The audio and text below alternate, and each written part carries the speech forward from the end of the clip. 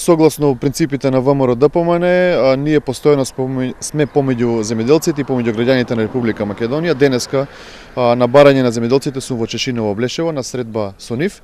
Разговараме за актуелните теми во делот на земјоделството. Она што сакам да го потенцираме дека се разочарани од земјоделските политики на владата на СДСМ предводена од Зоран Заев, затоа што во моментов, иако е во тек спремањето на полето за идната реколта на оризот, во амбарите стојат неоткупени преку 40% на оризова арпа.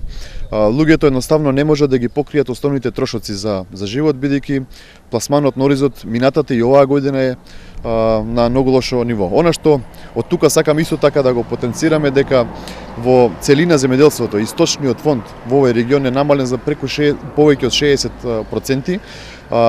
Имаме поплаки за неисплатени, односно намалени субвенции. Иако владата постојано се фали дека ги исплатила, дека се реализирани програмите за субвенции, гледаме дека директно теренот земјоделците кажуваат дека тоа не е така.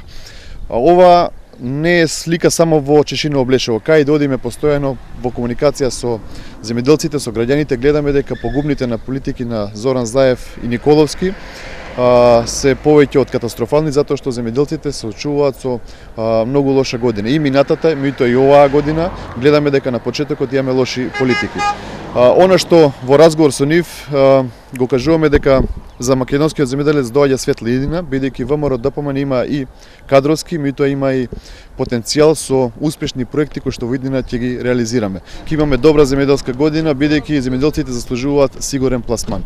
Се надевам дека исто така, конечно, Министерството ќе најде начин за сериозен пристап кон македонскиот земјоделец, бидејќи навистина земјоделците тоа го заслужуваат.